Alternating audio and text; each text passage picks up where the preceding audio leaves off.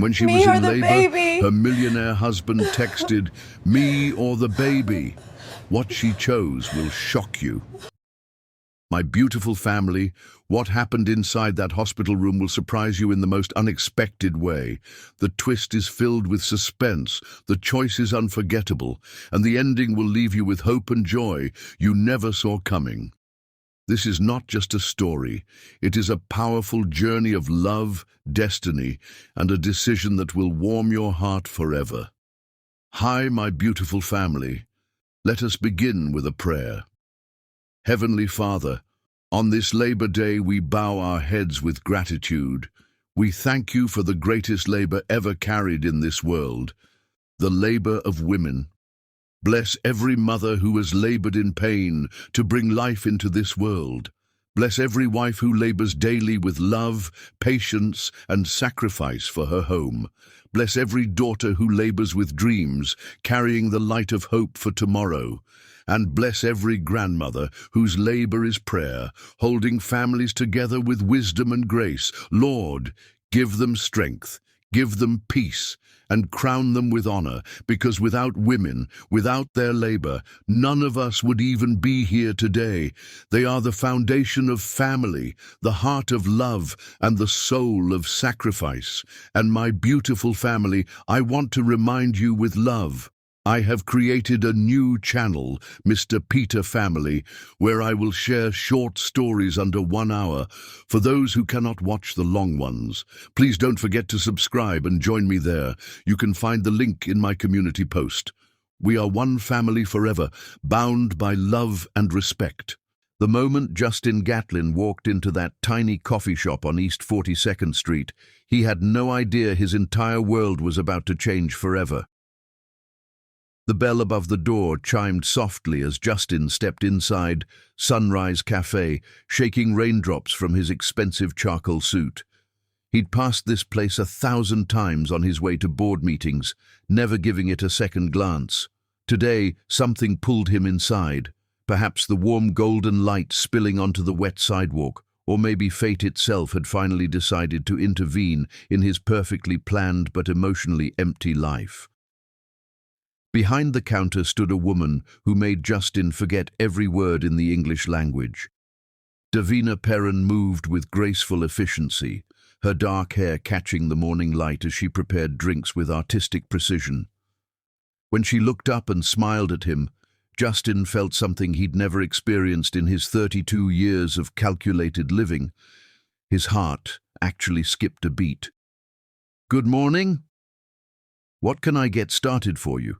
Her voice was like warm honey, genuine and sweet, without any of the practiced charm he was used to from women who knew his net worth. Justin found himself staring like a teenager. Coffee, just coffee, please." Davina's laugh was musical. "We have 17 different types of coffee. Any particular preference, or should I surprise you?" "Surprise me," Justin heard himself say, though he'd ordered the same black espresso for 15 years. As Davina crafted his drink, Justin couldn't help but watch her hands move with such care over something as simple as coffee. She hummed softly while she worked, completely unconscious of how she was making him feel like he was seeing color for the first time. "Here you go. My signature vanilla cinnamon latte with a touch of caramel. I call it morning magic." She handed him the cup with another radiant smile. Justin took a sip and nearly groaned with pleasure. It was perfect, complex, warm, comforting. "This is incredible. How did you know?" "Lucky guess. You look like someone who needs a little magic in your morning." There was no flirtation in her voice, just genuine kindness. Justin lingered far longer than he should have, making small talk about the weather, the neighborhood, anything to keep hearing her voice. When he finally forced himself to leave, he was already planning his return. The next morning, Justin was back. And the next. And the next. "You know, we do offer a frequent customer discount," Davina teased on his 5th consecutive visit. "I'm not here for the discount," Justin replied honestly, earning him a blush that made his chest tighten with unexpected tenderness. By the second week, their conversations had evolved beyond coffee preferences. Justin learned that Davina was studying to become a teacher, that she sent money home to help her younger brother with college, and that she believed in the goodness of people despite having every reason not to. Davina discovered that beneath Justin's expensive suits was a man who'd never learned how to be truly happy, who worked 16-hour days because he didn't know what else to do with his time. "Why do you work so much?" Davina asked one rainy Thursday morning as she prepared his usual morning magic. Justin paused, considering his automatic response about success and responsibility. Instead, he found himself telling the truth. "Because when I stop working, I realize how empty my life actually is." Davina's expression softened with compassion, not pity. "That sounds lonely." "It is," Justin admitted, surprising himself with his honesty. "Well," Davina said, sliding his coffee across the counter with a gentle smile, "you're not alone right now." Those 6 words changed everything. 3 weeks into their daily encounters, Justin finally gathered the courage to ask the question that had been burning in his chest. "Davina, would you like to have dinner with me sometime? Somewhere that isn't separated by a coffee counter?" Her smile could have powered the entire city. "I thought you'd never ask." Their first date was at a small Italian restaurant in Little Italy, not because Justin couldn't afford the finest establishments in the city, but because Davina had mentioned loving authentic pasta. Justin watched in fascination as Davina savored every bite, closed her eyes to appreciate the flavors, and thanked their waiter with genuine warmth. "Most people I know eat like it's a business transaction," Justin observed. "Food is love," Davina replied simply. "Someone put care into making this. The least I can do is appreciate it." Justin had never thought about food or anything else that way before. As they walked through the lamp-lit streets afterward, sharing stories and laughing like old friends, Justin felt something he'd never experienced: contentment. Not the brief satisfaction of closing a deal or the temporary pleasure of expensive purchases, but a deep, soul-level peace that came from being with someone who saw him as more than his bank account. When they reached Davina's modest apartment building, she turned to face him.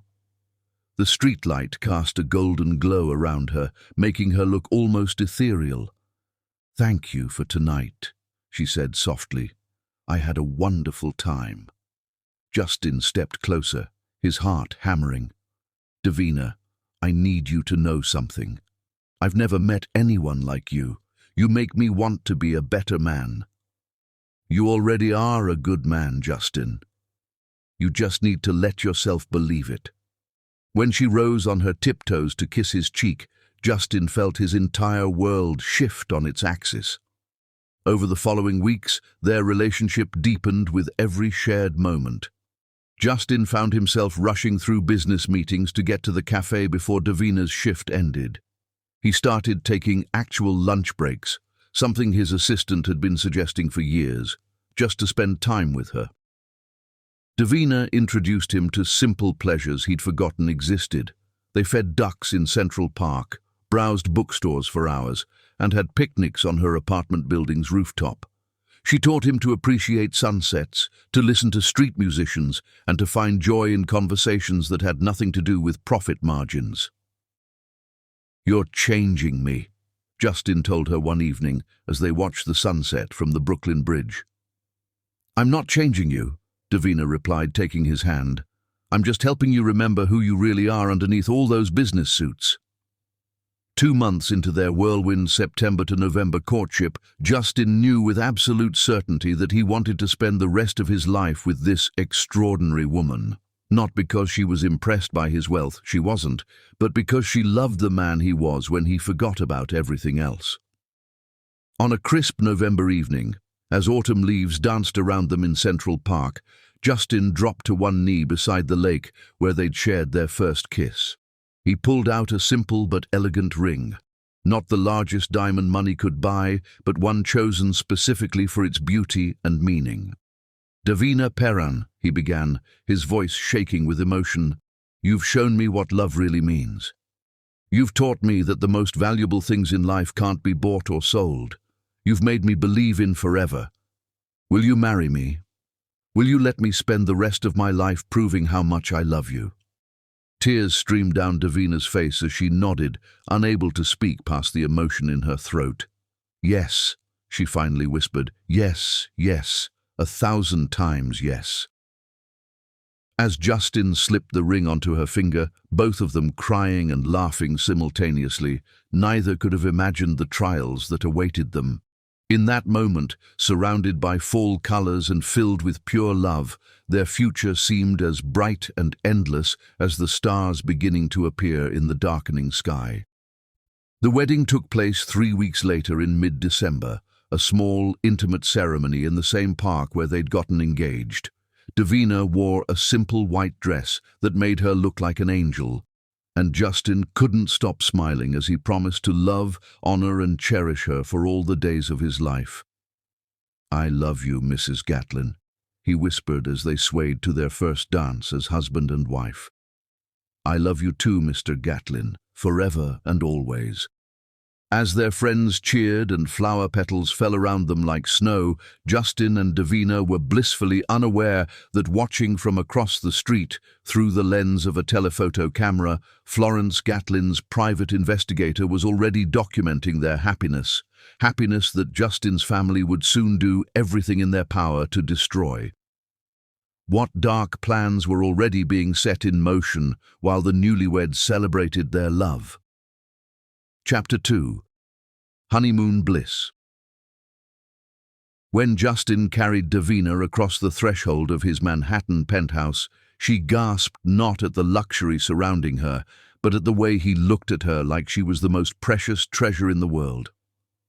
The elevator had whisked them 60 floors above the city, but Davina felt like she was floating even higher. Justin's penthouse was breathtaking. Floor-to-ceiling windows offered a panoramic view of Central Park, and the interior was decorated with understated elegance that spoke of old money and refined taste. Yet none of that mattered to Davina as much as the nervous excitement in her new husband's eyes. "Welcome home, Mrs. Gatlin," Justin whispered, still holding her in his arms, reluctant to put her down. "It's beautiful," Davina breathed, looking around the spacious living room with its cream-colored furniture and original artwork. "But it feels so formal." Justin set her down gently, his hands lingering on her waist. "Then let's make it ours. Let's fill it with love and laughter and everything that makes a house a home." That first night, they ordered Chinese takeout and ate it on the marble kitchen island, feeding each other with chopsticks and laughing at their clumsy attempts.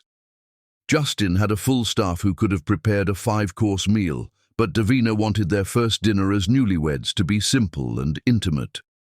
"I've never eaten takeout in this kitchen," Justin admitted, watching Davina arrange the containers with careful attention. "Never?" Davina looked shocked. "What did you eat?" "Whatever the chef prepared. I usually worked through dinner anyway." Justin picked up a piece of sweet and sour chicken with his chopsticks, attempting to copy Davina's graceful technique. "Well, those days are over, Mr. Gatlin. From now on, we make time for each other." She leaned across the counter and kissed him softly, tasting the sweetness of the sauce on his lips. The next morning, Justin woke before dawn, his usual habit, but instead of immediately reaching for his phone to check market reports, he simply watched Davina sleep. Her hair was spread across the silk pillowcase like dark water, and her breathing was slow and peaceful. In the early morning light, filtering through the massive windows, she looked like a goddess who had blessed his previously sterile bedroom with warmth and life. When Davina stirred, finding Justin gazing at her with wonder, she smiled sleepily. "Good morning, husband."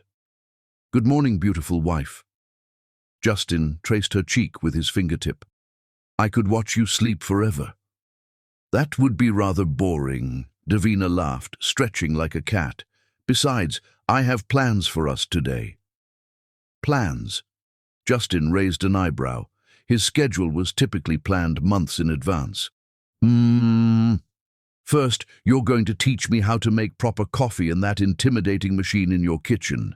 Then, we're going to cook breakfast together. After that, she rolled on top of him, her eyes sparkling with mischief. We're going to christen every room in this penthouse. Justin's business-focused mind completely shut down as Davina kissed him with passionate intensity. I love your plans, Mrs. Gatlin, he murmured against her lips. They spent the morning in the kitchen, Justin patiently showing Davina how to operate his professional-grade espresso machine while she attempted to flip pancakes without disaster. Flour ended up in her hair, syrup somehow got on the ceiling, and they both dissolved into helpless laughter when the smoke alarm went off from their slightly burned bacon. I think we need practice, Davina giggled, surveying their chaotic but delicious breakfast.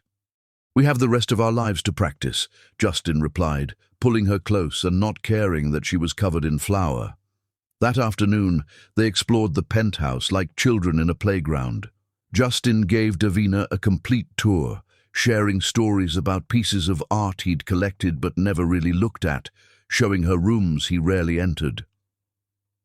When they reached his home office, a massive space with mahogany furniture and leather-bound books, Davina ran her fingers along his desk. This is where you spend most of your time, she observed. Used to spend, Justin corrected, turning her to face him. My priorities have changed dramatically.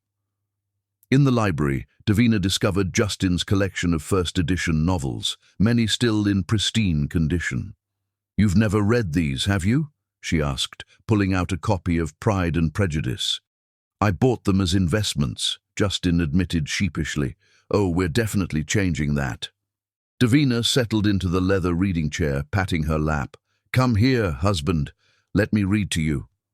Justin, who hadn't been read to since childhood, found himself lying with his head in Davina's lap as her melodious voice brought Elizabeth Bennet and Mr. Darcy to life. Her fingers played through his hair as she read, and Justin felt a peace he'd never known was possible. The days blended into a honeymoon paradise. They danced to jazz music in the living room at midnight, with the city lights twinkling below them like earthbound stars. Justin taught Davina to drive his Lamborghini in the private garage, laughing as she gripped the steering wheel with white knuckles. I'm going to crash your $1,000,000 car, Davina protested. It's just metal and engine, Justin replied, his hand covering hers on the gear shift. You're irreplaceable.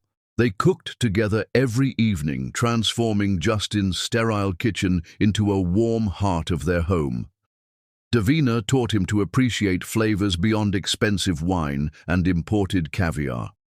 She showed him how to make simple pasta from scratch, how to choose the ripest tomatoes at the farmer's market, and how sharing a meal could be an act of love.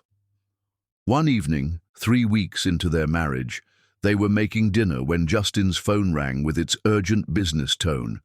He automatically reached for it, but Davina caught his hand. Let it ring, she said softly. Whatever it is can wait. This moment is ours. Justin looked at his phone, then at his beautiful wife, and made a choice that would have shocked his former self. He turned the phone off completely. I've never done that before, he admitted. Done what? Ignored a business call. Put something else first. Davina's eyes filled with love and pride. How does it feel? Justin pulled her into his arms, feeling her warmth against his chest. Like freedom. Their physical connection was as profound as their emotional one. Every touch was electric, every kiss a promise. In the master bedroom, with its stunning view of the park, they made love with a passion that left them both breathless and amazed. Justin had been with other women, but never had he felt such complete unity with another person. With Davina, making love wasn't just physical, it was spiritual, emotional, a melding of souls that left them both transformed. "I never knew it could be like this," Justin confessed one morning as they lay entwined in the silk sheets, watching the sunrise paint the sky in shades of pink and gold. "Like what?" Davina asked, tracing patterns on his chest with her fingertip. "So perfect. So real. I feel like I've been sleepwalking my whole life until I met you." Davina propped herself up on her elbow, looking down at him with eyes full of love. "You weren't sleepwalking, Justin. You were just waiting for the right person to wake up with." On weekends, they explored the city together like tourists in their own hometown. Justin, who usually traveled by private car or helicopter, found himself walking hand in hand with Davina through street markets, riding the subway, and discovering neighborhoods he'd never bothered to visit. Davina's wonder at simple things, street art, sidewalk musicians, the way light fell through building scaffolding, opened Justin's eyes to beauty he'd been blind to for years. "Look at that," Davina pointed to an elderly couple sharing a pretzel on a park bench, the man carefully wiping mustard from his wife's chin. "What about them?" Justin asked. 50 years, maybe 60 together, and he still takes care of her like she's precious. That's what I want us to be like when we're old." Justin squeezed her hand tighter. "Promise me something, Davina." "Anything. Promise me that no matter what happens, no matter what challenges we face, you'll remember this feeling. Remember how much we love each other right now." Davina turned to face him fully, her expression serious and tender. "I promise, Justin. No matter what storm comes, I'll remember this sunshine." They sealed the promise with a kiss that tasted like forever. In the evenings, they would curl up on the huge sectional sofa, Davina's head on Justin's shoulder, as they watched old movies or talked about their dreams. Justin shared stories about his childhood, the loneliness of boarding schools, the pressure to succeed, the way his family measured love in terms of achievement rather than affection. "They sound complicated," Davina said diplomatically after hearing about his mother's latest business merger. "They are. But you don't need to worry about them. We'll make our own family traditions." Davina smiled and snuggled closer. "I can't wait to meet them, though. They raised the man I love, so they can't be all bad." Justin's chest tightened with an emotion he couldn't name. Part love for Davina's optimism, part dread about his family's likely reaction to her. But looking down at his wife's trusting face, he pushed those worries aside. Their love was strong enough to handle anything. As their first month of marriage came to a close, Justin found himself changed in ways he couldn't have imagined. He smiled more, worked less, and felt a lightness in his chest that had been absent his entire adult life. Davina had filled his penthouse with plants, photographs of their adventures, and the constant sound of her humming. The space that had once felt like an expensive hotel room now felt like home. "I have something to tell you," Justin said one evening as they prepared dinner together. Davina looked up from chopping vegetables, noting the serious tone in his voice. "What is it?" "I've been thinking about taking you to meet my family. It's time they met the woman who changed my life." Davina's face lit up with excitement. "Really?" "When?" Justin pulled her close, breathing in the scent of her hair. "Soon. I want them to see how happy you make me. I want them to love you as much as I do." As they kissed in the golden light of the kitchen, neither of them could have predicted that this decision would soon test their love in ways they never imagined possible. Little did they know, Florence Gatlin had already been planning for this moment, and her welcome would be anything but warm. Chapter 3. Paradise in New York Castle. The morning after their first month of marriage in January, Justin woke up with a burning desire to give Davina 3 more months of pure paradise before exposing her to the wolves who shared his bloodline. "Change of plans," Justin announced over breakfast. watching Davina's face light up with curiosity as she bit into the strawberry pancakes they'd made together. "What kind of change?" she asked, syrup glistening on her lips in a way that made Justin's heart race even after weeks of marriage. "We're not going to my family estate yet. First, I want to take you somewhere that's been waiting for us." Justin's eyes sparkled with mysterious excitement. "Pack your bags, Mrs. Gatlin. We're going to my castle." "Your castle?" Davina laughed, thinking he was being playful. "My castle," Justin confirmed with a grin that made him look like a boy planning an adventure. 2 hours later, they were flying in Justin's private helicopter over the Hudson River Valley. Davina pressed against the window in wonder as the landscape unfolded below them like a fairy tale. When the pilot announced their approach to the Gatlin estate in the Catskill Mountains, Davina gasped audibly. Rising from a vast green meadow surrounded by ancient oak trees stood an actual castle, not a mansion styled to look like one, but a genuine medieval fortress that had been transported stone by stone from Scotland in the 1920s by Justin's great-grandfather. Complete with turrets, battlements, and a bridge over a crystal-clear moat, it looked like something from a Disney movie. "Justin," Davina breathed, "this is incredible. It's like a fairy tale."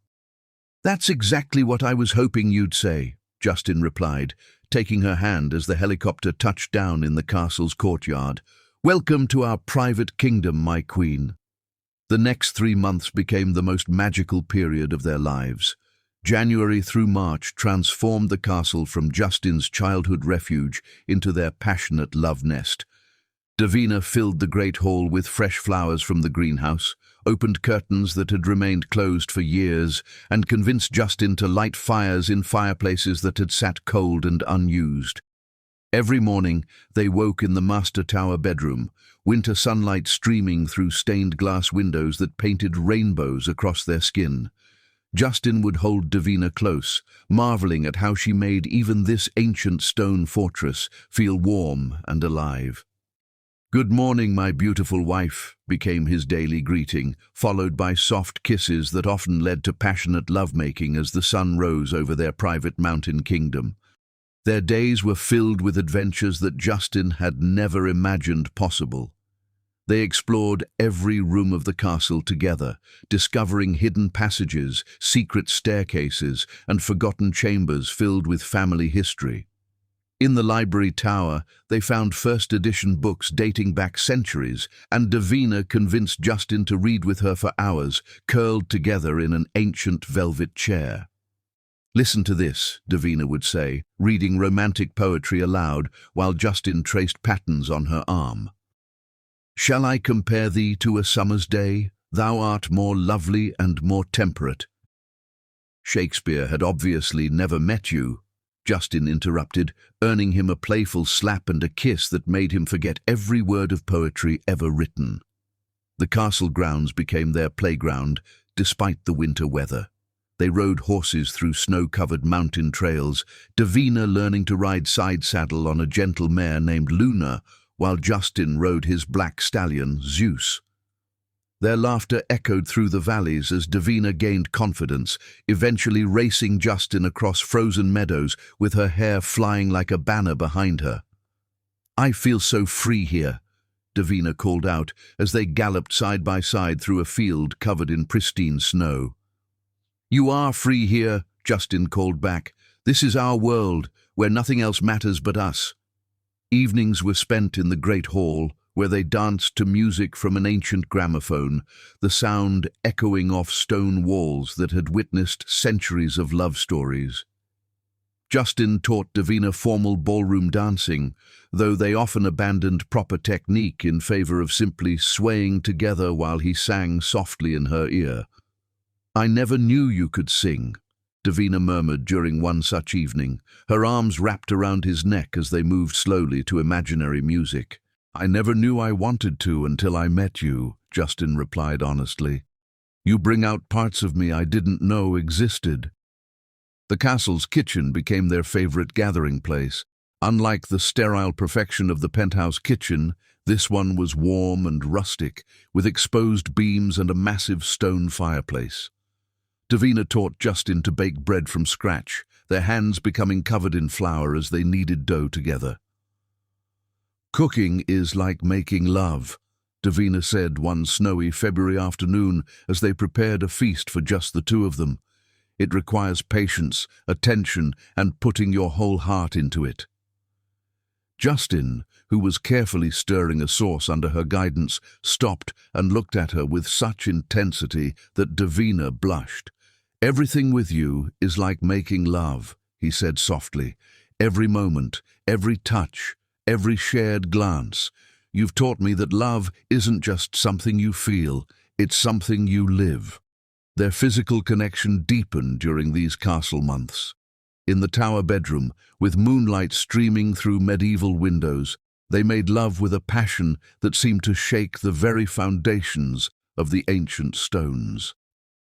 On Valentine's Day, Justin worshipped Davina's body like it was a sacred temple, learning every curve, every sensitive spot, every way to make her cry out his name in ecstasy. "I love you beyond reason," he whispered one night in late February, after they'd loved each other until dawn, both of them trembling with satisfaction and exhaustion. "I love you beyond time," Davina replied, her voice thick with emotion. "Beyond space, beyond everything that exists in this world." It was during that February night of passionate lovemaking, as snow fell silently outside their tower windows, that their son was conceived, though neither of them would know for another 6 weeks. They created traditions that belonged only to them. Every Sunday, they had breakfast in bed, feeding each other fresh fruit and talking about their dreams for the future. Every Wednesday, they explored a new part of the extensive grounds, discovering hidden gardens, ancient ruins, and secret clearings where they would make love under the winter sky. "I want to have children here," Davina said one afternoon in late February as they lay on a blanket beside the partially frozen moat, watching swans glide across the unfrozen sections. "I want them to grow up thinking magic is real because they lived in a castle with parents who love each other madly." Justin turned to face her, his heart so full of love it felt like it might burst. "How many children?" "As many as love creates," Davina replied with a smile that outshone the winter sun. "A whole kingdom of little princes and princesses." Justin made love to her, right there beside the water, both of them crying with joy and overwhelming love as they moved together with desperate tenderness. In that moment, creating life felt not just possible, but inevitable. They painted murals on the walls of what would become the nursery, their hands intertwined as they created a garden of dreams for the children they would have. Justin, who had never held a paintbrush for pleasure, found himself lost in the simple joy of creating something beautiful with the woman he adored. "You're getting paint in your hair," Davina laughed, reaching up to wipe a smudge of blue from his temple. "You're getting paint everywhere," Justin replied, pulling her against him and not caring that they were both covered in colorful handprints. The castle staff, initially formal and distant, fell under Davina's spell just as surely as Justin had. She learned their names, asked about their families, and treated everyone with such genuine kindness that the entire atmosphere of the estate changed. Even grumpy old Henrik, the groundskeeper who had worked for the family for 40 years, was seen smiling as Davina helped him plan the spring gardens. "She's good for you, Master Justin," Henrik observed one afternoon as he watched Justin and Davina having a picnic under the ancient oak tree. "Haven't seen you this happy since you were a boy." As March arrived and brought the first hints of spring to their mountain paradise, Justin and Davina's love only grew stronger. They carved their initials in the oak tree where they'd shared their first kiss on castle grounds, promising each other that their love would grow as strong and enduring as that mighty tree. "I could stay here forever," Davina sighed one crisp March evening as they sat by the fire in the great hall, her head on Justin's chest as he read poetry aloud. "We could," Justin agreed, his voice thoughtful. We could live here like king and queen of our own private kingdom and never deal with the outside world again. But we can't hide forever, Davina said gently. Family is important, Justin.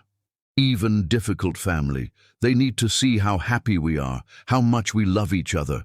Maybe our love can help heal whatever's broken in your relationships with them. Justin's arms tightened around her, a protective instinct flaring in his chest. Promise me something, Davina. What? Promise me that no matter what happens when we go to them, no matter what they say or do, you'll remember this. Remember how perfect we are together. Remember that my love for you is the truest thing in my life. Davina turned in his arms, seeing something like fear in his eyes for the first time. Justin, what aren't you telling me about your family? They're complicated, demanding. They have very specific ideas about the kind of woman I should have married. And I'm not that kind of woman. Justin cupped her face in his hands, his voice fierce with conviction. You're better than anything they could have imagined for me. You're everything I never knew I needed. But they might not see that immediately. Davina kissed him softly, tasting his worry and wanting to ease it. Then we'll show them. We'll show them what real love looks like. As March snow began to fall one last time on their mountain paradise, covering the castle grounds in pristine white, Justin made the call to his mother, announcing their visit for early April. Florence's voice was cold and formal as she arranged for their early April arrival. I hope you know what you're doing, Florence said before hanging up, her tone carrying implications that made Justin's stomach clench with dread. That night, as snow fell silently outside their tower windows, Justin and Davina made love with desperate intensity, as if they were trying to store up enough passion and connection to survive whatever lay ahead. Neither of them realized that their passionate February lovemaking had already created the miracle that would soon change their lives forever. I love you, Davina Gatlin, Justin whispered against her neck as she shuddered with pleasure in his arms. I love you, Justin Gatlin, she replied, her voice breaking with emotion. Forever and always, no matter what. But as their helicopter lifted off from the castle courtyard the next morning, carrying them toward the Hamptons and his family's estate, neither of them realized they were flying directly into a web of lies and manipulation that would test their perfect love in ways they never could have imagined. Chapter 4. The Cold Welcome. The moment their limousine pulled through the iron gates of the Hamptons estate, Davina felt the temperature drop 20 degrees, and it had nothing to do with the cold April wind. Justin squeezed her hand as they approached the imposing Georgian mansion that sprawled across perfectly manicured grounds. Remember what I told you about them, he murmured, his voice tense with worry he'd tried to hide during their 3-hour drive from the castle. I remember, Davina replied softly, smoothing her carefully chosen dress, a modest but elegant navy blue that she'd hoped would make a good first impression. I also remember that they raised the man I love, so there must be some goodness in them. The front doors opened before they could knock, revealing a stern-faced butler who barely acknowledged Davina's existence. Master Justin, your mother is waiting in the blue salon. She requests you come alone first. We go together, Justin said firmly, his arm protectively around Davina's waist. Florence Gatlin emerged from the shadows of the grand foyer like an ice sculpture come to life. At 58, she was still striking, with silver hair pulled back in a perfect chignon and diamonds glittering at her throat and ears. Her pale blue eyes swept over Davina with the same expression she might use to examine a stain on expensive fabric. Justin, darling. Florence extended her cheek for a perfunctory kiss, her gaze never leaving Davina. And this must be her. Mother, I'd like you to meet my wife, Davina. Justin's voice carried a warning edge. Davina, this is my mother, Florence Gatlin. Davina stepped forward with genuine warmth, extending her hand. Mrs. Gatlin, I'm so happy to finally meet you. Justin speaks of you so often." Florence looked at Davina's outstretched hand for a long, uncomfortable moment before barely touching it with her fingertips. "I'm sure he does." "Come along, Justin. We have much to discuss. Your wife can rest in the guest wing." "The guest wing?" Justin's voice sharpened. "Mother, Davina is my wife. We'll be staying in my usual room." "That room is being renovated," Florence lied smoothly. "I've had the blue guest room prepared.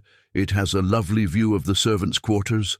Before Justin could protest further, footsteps echoed across the marble floor as Shakira Gatlin descended the grand staircase like a queen making an entrance. At 28, she was tall and elegant, with the same cold beauty as her mother and an expression that suggested she smelled something unpleasant. "Justin!" Shakira glided over, embracing her brother while completely ignoring Davina. "You look wonderful. Marriage clearly agrees with you, and this must be your little barista." The word "little" dripped with condescension. Davina felt her cheeks warm but maintained her composure. "Hello, Shakira. I've heard so much about you." "I'm sure you have," Shakira replied with a smile that never reached her eyes. "Though I can't say the same. Justin's been rather secretive about his sudden wedding." "There was nothing secretive about it," Justin said, his voice growing colder. "I married the woman I love." "Of course you did, darling," Florence interjected smoothly. "Now let's get you both settled. Davina, I'm sure you're tired from your journey. Martha will show you to your room." An elderly maid appeared as if summoned by telepathy, her expression apologetic as she gestured toward a narrow hallway that clearly led to the servants' section of the house. "I'll come with you," Justin started, but Florence's hand on his arm stopped him. "Actually, Justin, there are some urgent business matters we need to discuss immediately. The Weatherford account is in crisis, and they specifically requested to speak with you today."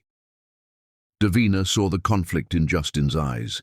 His desire to stay with her versus his ingrained habit of putting business first. She rose on her tiptoes and kissed his cheek gently. "Go handle your business. I'll be fine exploring and getting settled." "Are you sure?" Justin's eyes searched her face. "I'm sure. I'll see you at dinner." As Justin was led away to his father's old study, Davina followed Martha through increasingly narrow hallways to a small, drafty room in what was clearly the servants' section of the house. The room was clean but sparse, with a single window that looked out onto the kitchen courtyard where delivery trucks unloaded supplies. "I'm sorry about this, miss," Martha whispered once they were alone. "The family's orders. They said this was the appropriate room." Davina's heart sank, but she managed a smile. "It's fine, Martha. Thank you for your kindness." That evening, Davina dressed carefully in her best dress, a simple black cocktail dress that Justin had bought for her during their castle months. When she entered the formal dining room, she found a table set for 6, though only 4 chairs were occupied. Florence sat at the head of the table like a queen holding court, Shakira to her right, and 2 empty chairs obviously meant for Justin and his guest. But there was a 5th-place setting beside Shakira, and as Davina approached, a stunning blonde woman rose gracefully from that chair. "Davina, I'd like you to meet Shelley Jackson," Florence announced with obvious pleasure. "She's been such a dear family friend for years. Shelley, this is Justin's wife." Shelley Jackson was everything Davina was not: tall, perfectly groomed, dripping with expensive jewelry, and clearly born into the same world as the Gatlins. She extended a manicured hand with a smile that was both beautiful and predatory. "So you're the famous Davina," Shelley said, her voice honey-sweet with an undertone of steel. "I've heard so much about you." Though I must admit, when Florence told me Justin had married a coffee shop worker, I thought she was joking. The insult landed like a slap, but Davina maintained her grace. "It's lovely to meet you, Shelley. And yes, I did work in a coffee shop. I believe honest work is something to be proud of." "Of course it is, dear," Florence said dismissively, "though I'm sure you're relieved to be done with all that now. Justin can certainly afford to keep you comfortable." When Justin finally joined them 20 minutes later, he immediately sensed the tension. "Sorry I'm late." The call ran longer than expected. He kissed Davina's forehead and took the seat beside her, noting how her smile seemed strained. "Shelley joined us for dinner," Shakira announced brightly. "We thought it would be nice for Davina to meet some of our close friends." Throughout dinner, the conversation was carefully orchestrated to exclude Davina. They discussed people she'd never met, places she'd never been, and business dealings she couldn't follow. When she tried to contribute to a conversation about art, Shakira cut her off with, "Oh, but you probably haven't had much exposure to classical pieces, have you?" "Actually, I studied art history in college," Davina replied calmly. "Community college, I assume?" Florence asked with fake innocence. "State University," Davina corrected, refusing to be ashamed of her education. "How practical," Shelley murmured, her tone suggesting that practical was the worst thing a person could be. Justin's jaw tightened with each subtle insult, but the women were too clever to say anything he could directly confront. Every barb was delivered with a smile, every insult wrapped in false concern. After dinner, as they moved to the drawing room for coffee, Florence maneuvered to walk beside Davina while the others went ahead. "You seem like a sweet girl, Davina," Florence said in a low voice meant only for her. "But you must understand this is all very overwhelming for us. Justin has never brought home anyone so different before." "Different how?" Davina asked, though she suspected she knew the answer. "Oh, darling, you know exactly how." Florence's smile was razor-sharp. "This family has certain standards, certain expectations.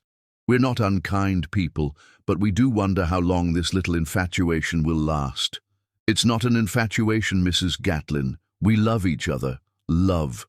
Florence said the word like it tasted bitter. "How refreshing. Tell me, what exactly do you bring to this marriage besides your enthusiasm?" Before Davina could respond, Justin appeared at her side, having noticed her absence. "Is everything all right?" "Of course," Florence replied smoothly. "I was just getting to know your lovely wife better." That night, alone in the cold guest room, Davina lay awake, staring at the ceiling. The contrast between this reception and the warm paradise they'd shared at the castle was jarring. When Justin finally slipped into her room near midnight, she was sitting by the window, looking out at the moonlit grounds. "I'm sorry," he said immediately, sitting beside her and pulling her close. "They were awful to you tonight. They don't approve of me. I don't care if they approve. I love you, and that's all that matters." Davina leaned into his warmth, drawing strength from his presence. "Your mother asked me what I bring to our marriage." Justin's arms tightened around her. "You bring everything. You bring love, joy, laughter, purpose. You bring meaning to my life. She thinks I'm not good enough for you." "Then she's a fool," Justin said fiercely. "You're not just good enough for me, Davina. You're too good for me. You make me better than I ever thought I could be." They made love that night with desperate tenderness, trying to reclaim the magic that the family's coldness had threatened to dim.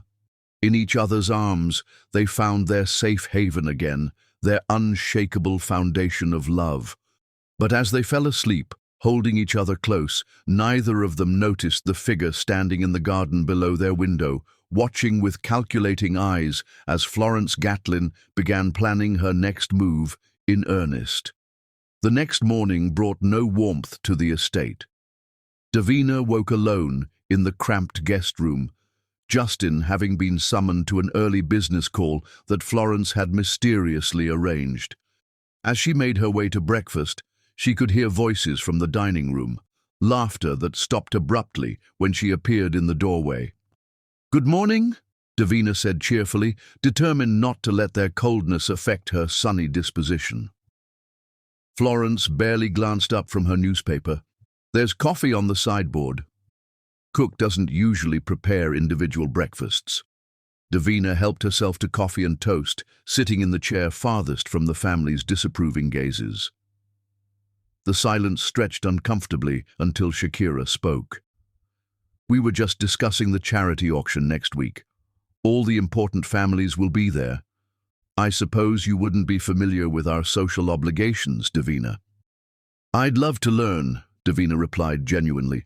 "I've always believed in giving back to the community." Shelley, who had apparently spent the night as a houseguest, laughed softly. "How sweet. Though I'm not sure serving coffee counts as charitable work." The barb stung, but Davina kept her composure. "Actually, I volunteered at homeless shelters and literacy programs throughout college. I believe everyone deserves dignity and opportunity." Florence's eyes flashed with something dangerous. "How noble. Though charity begins at home, don't you think? Speaking of which, I trust you'll want to contribute appropriately to the family's philanthropic efforts now that you've married into such privilege." "Mother." Justin's voice cut through the tension as he entered the dining room, immediately moving to stand behind Davina's chair. "I see you've started without me." "We were just getting acquainted with your lovely wife," Florence replied smoothly, "discussing her charitable interests." Justin's hand found Davina's shoulder, a protective gesture that didn't go unnoticed by the women at the table. "Davina has the biggest heart of anyone I've ever met.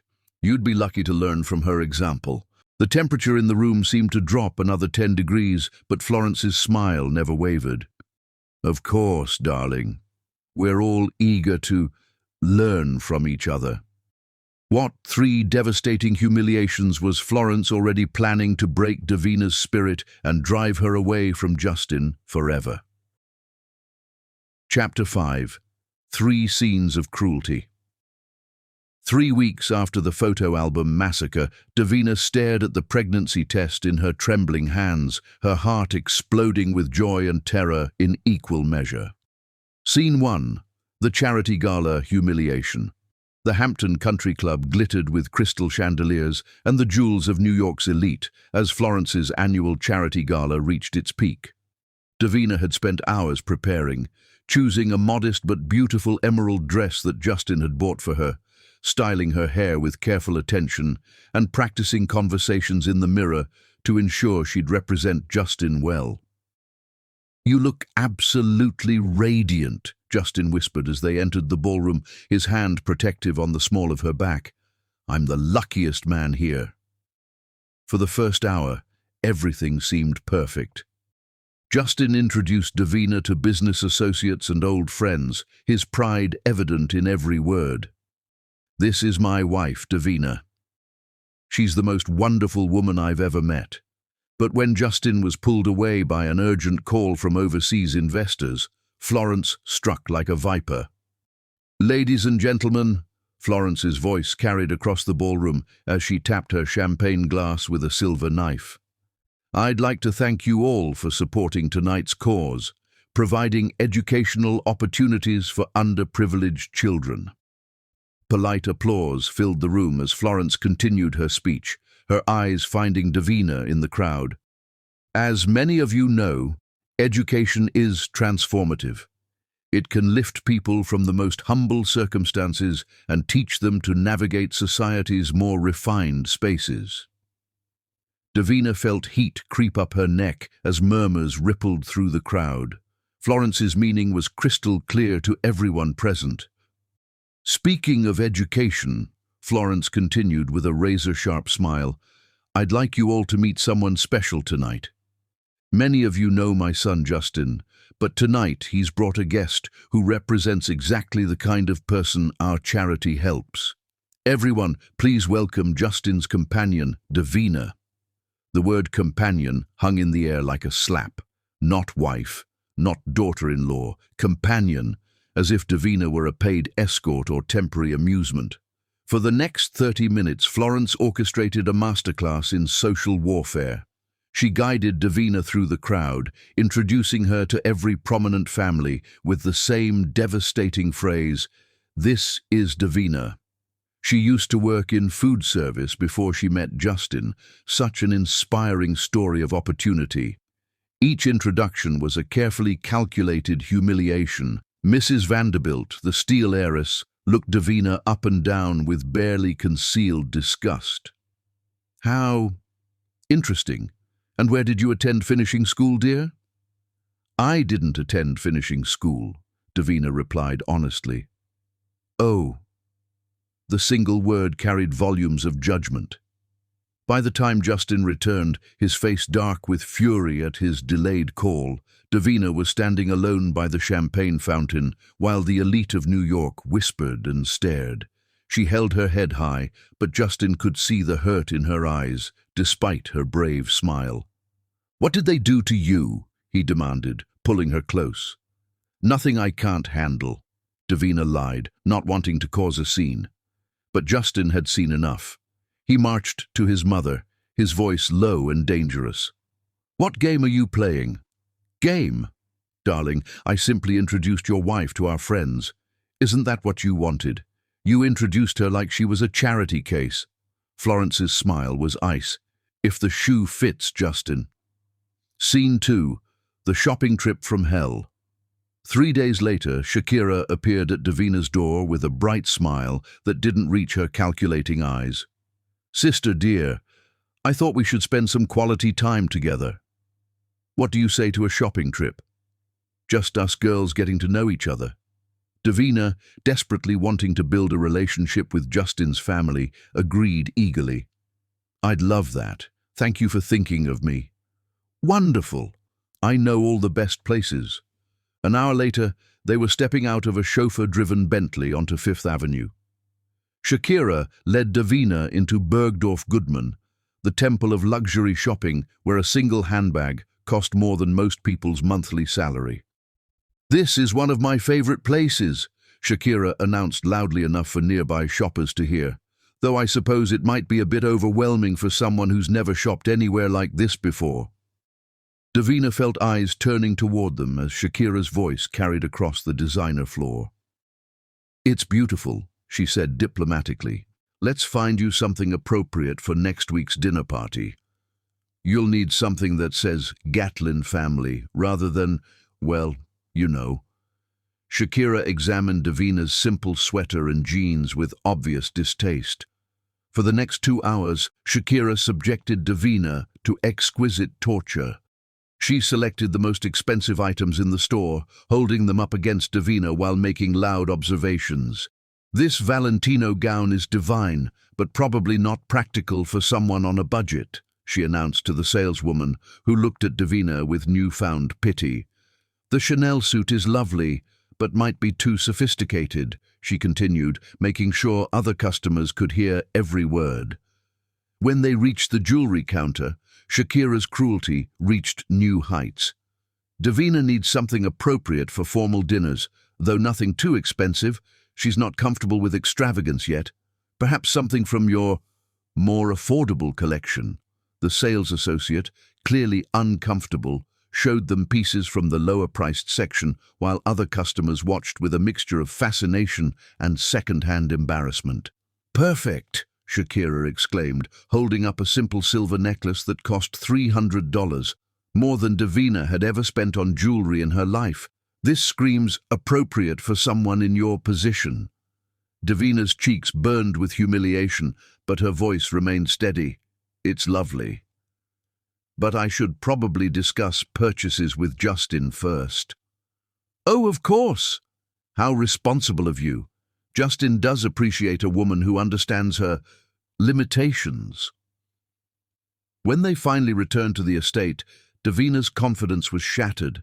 She'd been paraded through Manhattan's most exclusive stores, like a poor relation being fitted for hand-me-downs, with Shakira ensuring everyone knew exactly where she came from and how little she belonged. Justin found her in the garden that evening, sitting alone on a stone bench with tears she refused to let fall. "How was your shopping trip?" he asked, settling beside her. Educational, Davina replied, managing a weak smile. Davina, what really happened today? She wanted to tell him everything, but the words stuck in her throat. How could she explain the 1,000 tiny cuts, the public humiliation, the way his sister had made her feel like a beggar accepting charity? Your sister was just showing me around, she said finally. I'm still learning how your world works. Justin sensed there was more to the story, but before he could press further, Shakira appeared on the terrace above them. There you are. Davina, I hope you had fun today. We must do it again soon. The false sweetness in Shakira's voice made Justin's skin crawl, but Davina just nodded politely. Scene 3. The photo album massacre. The cruelest blow came exactly 1 week later during what Florence had announced as a family dinner to celebrate getting to know Davina better. Justin had been hopeful that his family was finally warming to his wife, especially since they'd seemed almost pleasant during cocktails. They were seated around the formal dining table, an antique mahogany piece that had hosted family dinners for 4 generations, when Florence made her move. Davina, dear, I thought you might enjoy seeing some family history, Florence said sweetly, producing an elegant leather photo album. Justin was such a handsome boy, and he's had such interesting companions over the years. Justin's blood ran cold as he recognized the album. Mother, I don't think... Nonsense, darling. Wives should know about their husband's past, shouldn't they? Florence opened the album with theatrical flourish, positioning it so everyone at the table could see. The first page showed Justin at various social events with Camilla Rothschild, the banking heiress he'd dated for 2 years. Camilla was lovely. Florence sighed wistfully. Graduated summa cum laude from Harvard, spoke 4 languages fluently, played piano beautifully, such accomplished hands. She turned the page to reveal photos of Justin with Penelope Astor at a charity polo match. And Penelope! Such breeding, such elegance. Her family founded the Metropolitan Opera, you know. She could discuss art and culture for hours. Page after page revealed a parade of sophisticated, accomplished women, all blonde, all elegant, all born into the same rarefied world as the Gatlins. With each photo, Florence provided detailed commentary on their achievements, their family connections, their suitability for someone of Justin's stature. Mother, that's enough, Justin said tersely, but Florence was just getting started. Oh, but here's my favorite. She turned to a page showing Justin dancing with a stunning woman at what was clearly an engagement party. Rebecca Worthington. Such a shame about their broken engagement. She was so perfect for our family. Old money, impeccable breeding, shared values. She understood what it meant to be a Gatlin. Davina sat frozen in her chair, each photo and comment landing like a physical blow. These women were everything she wasn't, privileged, educated in elite schools, born into wealth and status. They looked like they belonged on magazine covers or in museums as examples of perfect breeding. What happened to her? Shelley asked with fake curiosity, though she clearly already knew the answer. Oh, Justin broke poor Rebecca's heart when he decided he needed to find himself, Florence replied with dramatic sadness. Such a waste. She married a French count eventually, but I always wondered what might have been. Mother. Justin's voice was deadly quiet. Close the album. Now.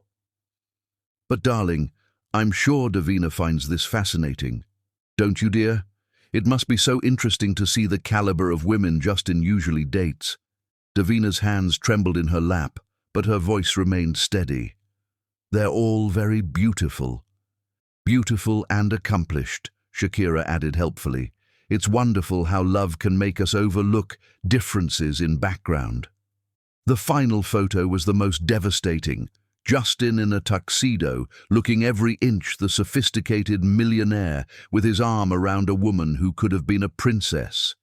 They were at the Met Gala, surrounded by celebrities and titans of industry.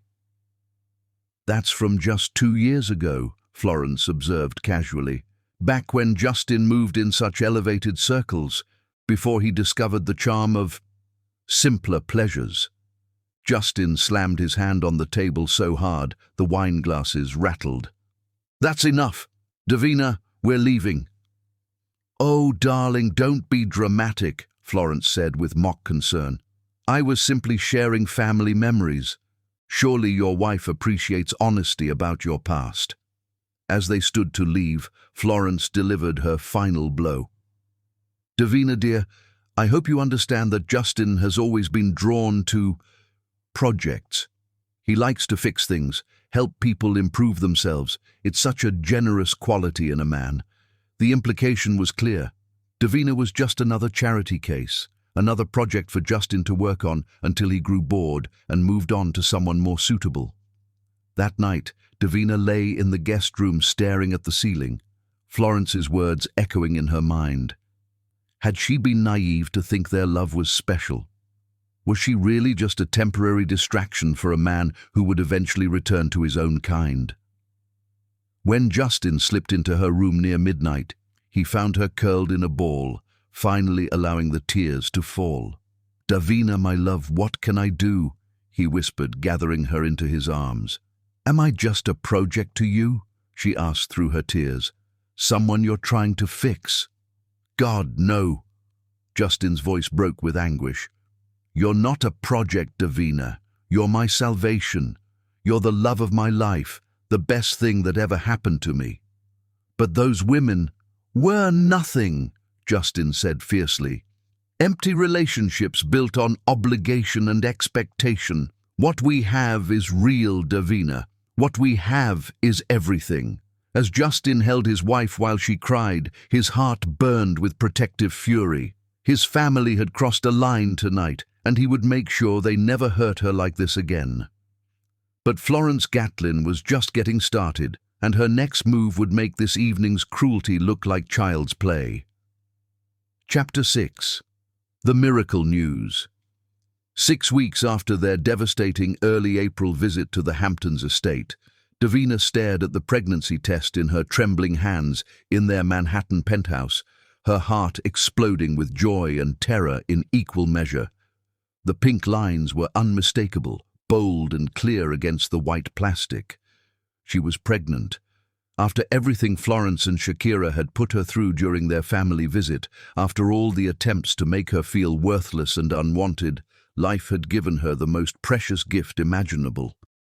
It was mid-May, and Davina had been feeling queasy for a week, but attributed it to the lingering stress of dealing with his family's cruelty. They'd returned to Manhattan immediately after the photo album incident, and Justin had been working overtime to distract himself from his family's treatment of his wife. "A baby," she whispered to herself, her voice filled with wonder. "Our baby." When Justin's key turned in the front door that evening, Davina was waiting in the living room, the pregnancy test hidden behind her back and her face glowing with suppressed excitement. "You look like you're about to burst with secrets," Justin observed, loosening his tie as he crossed to kiss her. "What's that beautiful smile about?" "Sit down," Davina said, barely containing her joy. "I have something incredible to tell you." Justin settled beside her on the sofa, his business concerns immediately forgotten at the sight of his wife's radiant expression. "What is it, love?" Davina took his hands in hers, her eyes bright with tears of happiness. "Justin, we're going to have a baby." For a moment, time stopped completely. Justin stared at her, his brain struggling to process the words that would change their lives forever. Then his face transformed with pure, overwhelming joy. "A baby," he whispered, his voice breaking with emotion.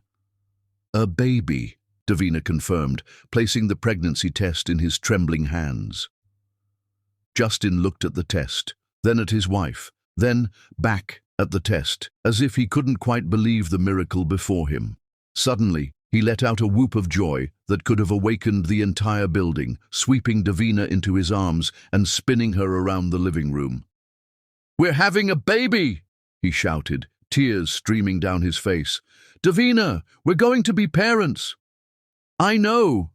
Davina laughed through her own tears as Justin finally set her down, his hands immediately moving to her still flat stomach. "Our little miracle," he whispered, kneeling before her and pressing his ear to her belly as if he could already hear their child's heartbeat. "I love you already, little one. Daddy loves you so much."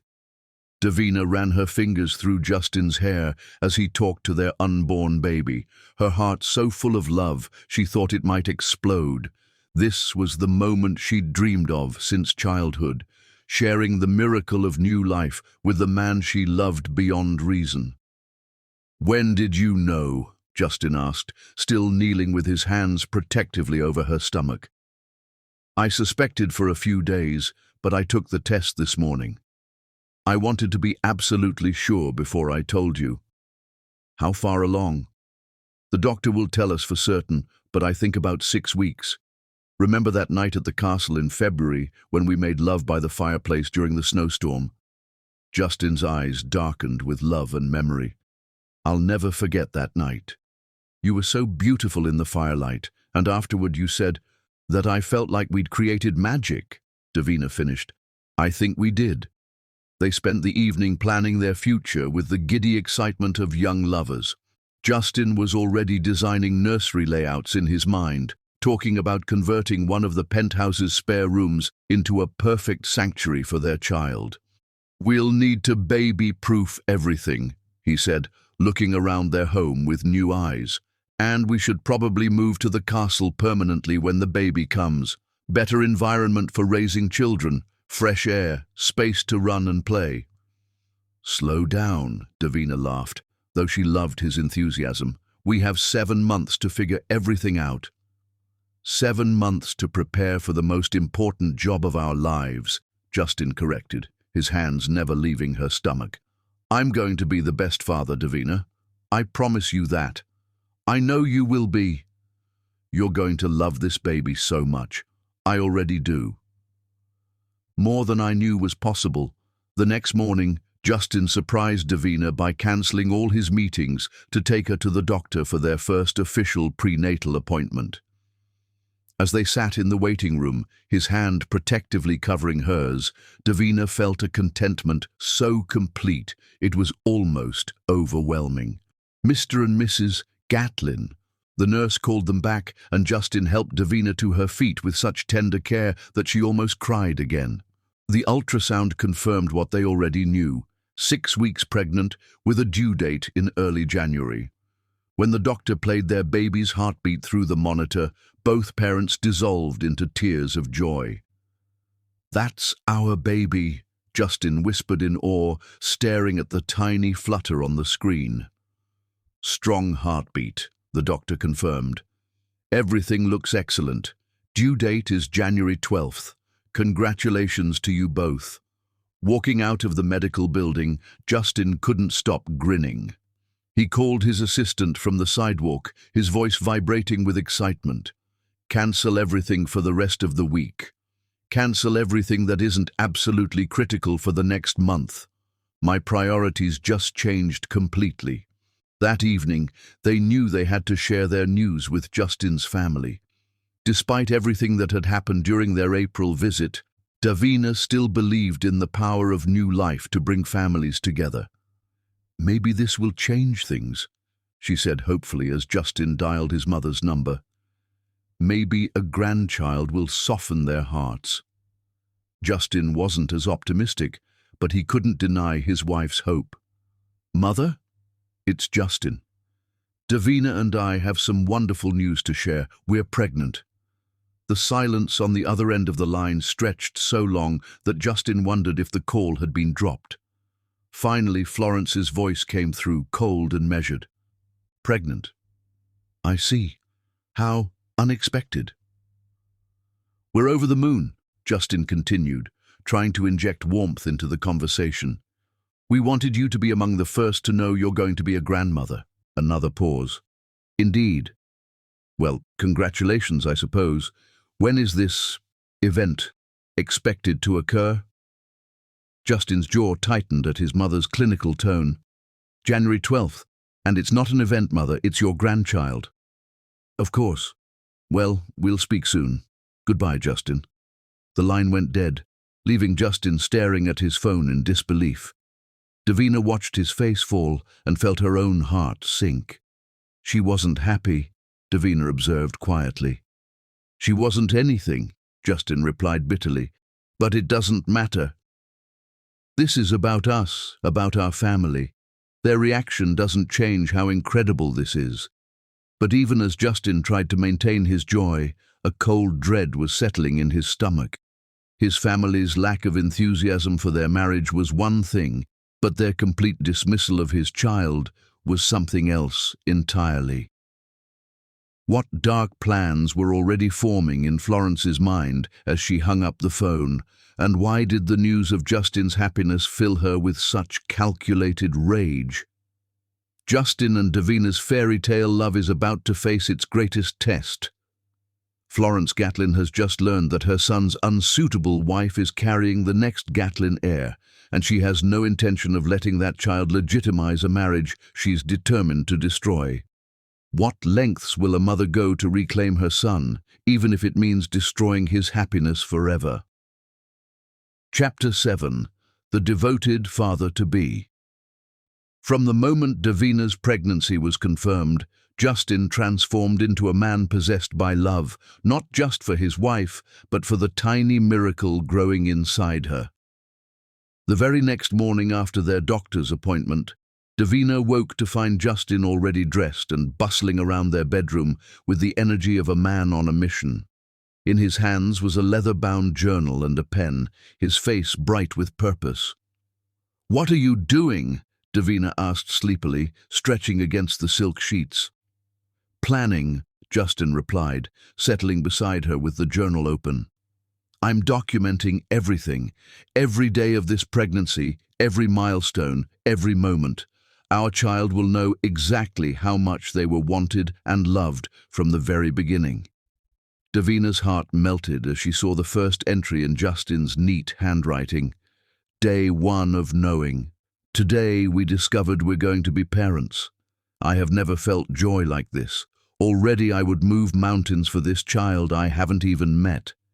"You're going to write every day?" she asked, touched beyond words. "Every single day," Justin confirmed, kissing her forehead. "And that's just the beginning of my plans." Over the following weeks, Justin's devotion reached new heights that amazed even Davina. Every morning he brought her breakfast in bed, not prepared by their housekeeper, but made by his own hands. Fresh fruit cut into perfect pieces, whole grain toast with the organic honey she craved, and herbal tea he'd researched specifically for pregnant women.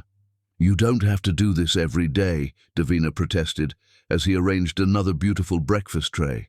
"I want to," Justin replied firmly. "You're carrying our child.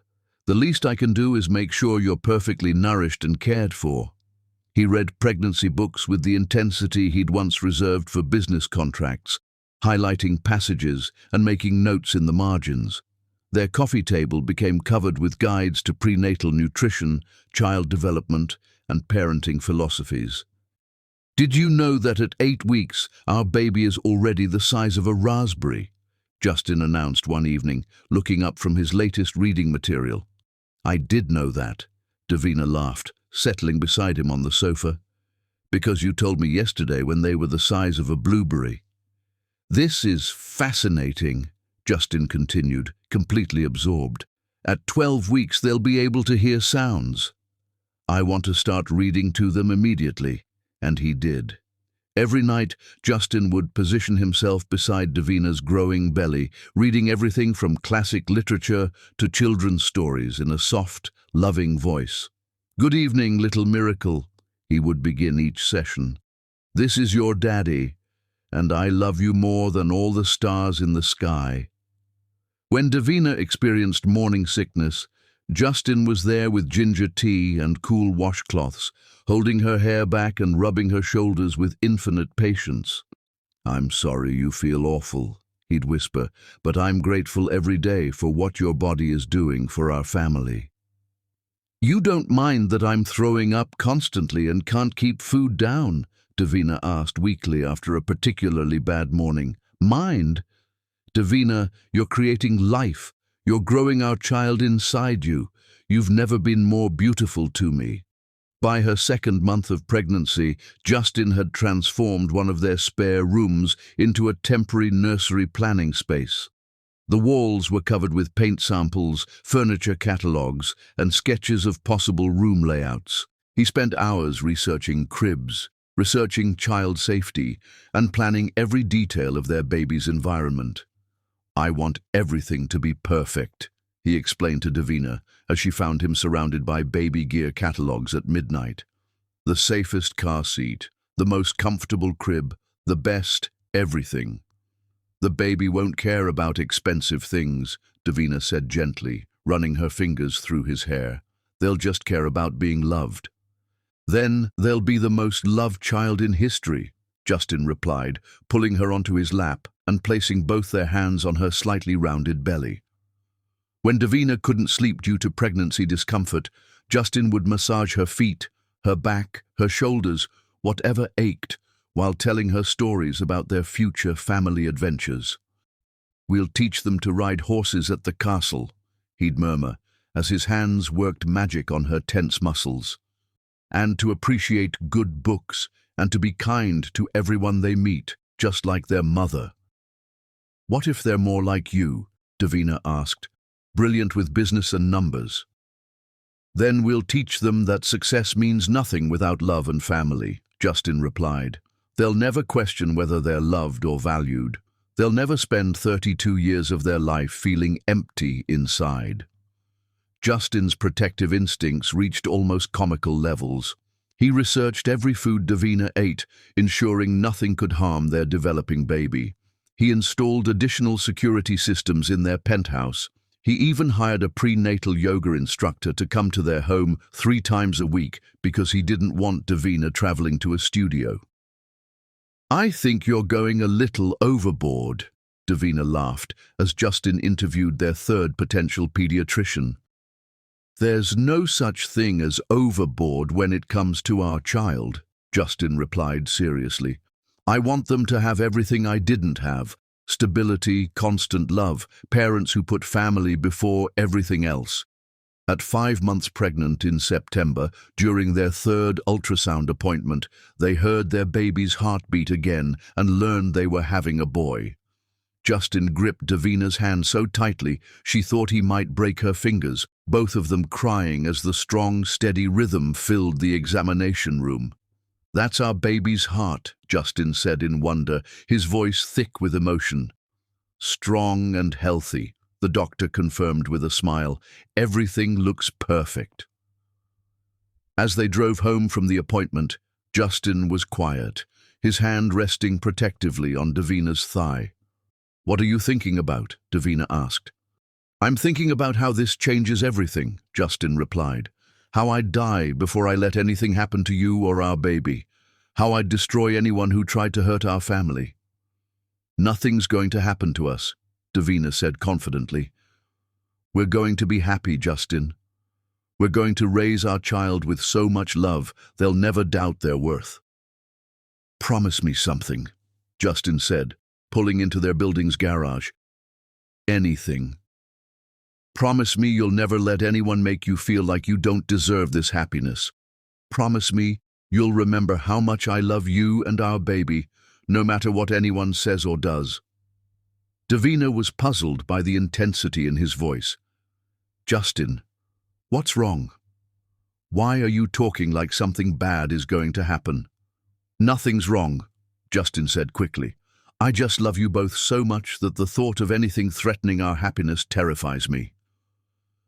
That night, as they lay in bed with Justin's hand splayed protectively over Davina's growing belly, she felt their baby move for the first time, just a tiny flutter like butterfly wings. "Justin!" she gasped, grabbing his hand and pressing it more firmly against her stomach. "Did you feel that?" They lay perfectly still, waiting, and then it happened again, a gentle movement that made both parents cry with joy. "Hello, little one," Justin whispered to Davina's belly. "This is your daddy. I felt you move, and it's the most amazing thing that's ever happened to me." As spring arrived and Davina's belly grew rounder, Justin's devotion only intensified. He talked to their baby constantly, sharing his hopes and dreams for their future. He bought prenatal music players and classical CDs, convinced that Mozart would make their child smarter. "You're going to spoil this baby before they're even born," Davina teased, as Justin set up yet another piece of baby equipment. "Impossible," Justin replied, kissing her belly. "There's no such thing as too much love." But beneath their perfect happiness, trouble was brewing. Florence had been unusually quiet since learning of the pregnancy, and her silence worried Justin more than her previous hostility. He'd tried calling several times, but she was always unavailable, according to the household staff. "Maybe we should visit them again," Davina suggested one evening as they felt their baby kicking. "Share our joy in person, let them see how happy we are." Justin's protective instincts flared. "I don't want you stressed during pregnancy. My family can be intense." "But this is their grandchild," Davina insisted. "Surely that changes everything." Justin looked at his wife's hopeful face and felt his heart break a little. Her faith in the power of love and family was one of the things he adored most about her, but he feared his family would see it as weakness to exploit. "If you really want to see them, we'll go," he said finally. "But at the first sign of any stress or upset, we're leaving immediately." "Deal," Davina agreed, snuggling closer to him. "I love you for protecting us, but I also believe love can heal anything." As they planned their visit for the following month, when Davina would be safely into her second trimester, neither of them could have imagined that Florence Gatlin was already putting into motion the most devastating betrayal of their lives. What evil plan was Florence crafting in the shadows? And how would she use Davina's own loving heart to destroy the happiness that had bloomed so beautifully? Chapter 8. The Day of Betrayal. January 12th began like any other day of Davina's pregnancy, with Justin's gentle kiss on her forehead and his whispered "good morning" to their unborn child. But it would end with a betrayal so devastating it would shatter 3 lives forever. Davina woke at 5 a.m. with the sharp, unmistakable pain of contractions rippling across her swollen belly. At exactly 40 weeks pregnant, right on her due date, she'd been expecting labor to start any day, but the reality still took her breath away. "Justin," she whispered, shaking her husband's shoulder gently. "Justin, it's time." Justin's eyes flew open instantly, his businessman's reflexes kicking in as he saw the mixture of excitement and pain on his wife's face. "The baby? Are you sure?" "I'm sure," Davina breathed through another contraction. "Our little miracle is ready to meet us." Within minutes, Justin was in full protective mode, timing contractions with military precision while gathering their carefully packed hospital bag. 4 minutes apart, lasting 45 seconds each, he announced, his voice steady despite the adrenaline coursing through his veins. "We should head to the hospital soon." "Let me call my sister first," Davina said, reaching for her phone. "I want Monica to know." As Davina spoke to her sister Monica in excited whispers, Justin called his mother to share the momentous news. Florence's voice was strangely breathless when she answered. "Justin? What's wrong? It's so early." "Nothing's wrong, Mother. Everything's perfect. Davina's in labor. You're about to become a grandmother." There was a pause that lasted too long, then Florence's voice returned with an odd tremor. "Labor? But I thought, oh my goodness, of course, how exciting." "We're heading to Mount Sinai Hospital within the hour," Justin said, his excitement making him miss the strange tone in his mother's voice. "Wait!" Florence's voice suddenly became urgent. "Justin, I need to see you before you go. It's about the Weatherford contract. There's been a major development that requires your immediate attention. Mother, my wife is in labor. Whatever it is can wait." "No, it can't." Florence's voice cracked with unusual emotion. "Justin, please. This could destroy everything we've built. Just come quickly and then you can go to the hospital." Justin looked at Davina, who was breathing through another contraction with focused determination. "I can't leave Davina right now." "Bring her with you then. It will only take 20 minutes, and the fresh air might help with her pain." Against his better judgment, Justin agreed. Davina, trusting her husband's family despite everything they'd put her through, nodded her consent. "If it's important to you, we can stop by quickly." The drive to the Hamptons estate felt eternal as Davina's contractions intensified. Justin held her hand, his own palm sweating with anxiety as he watched his wife struggle with increasing pain. "We shouldn't have come," he muttered as they pulled through the familiar gates. "We should have gone straight to the hospital."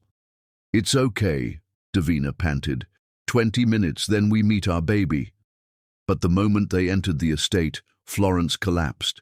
Not gradually, not with warning, but a dramatic fall that sent her crashing to the marble floor of the foyer with a sickening thud.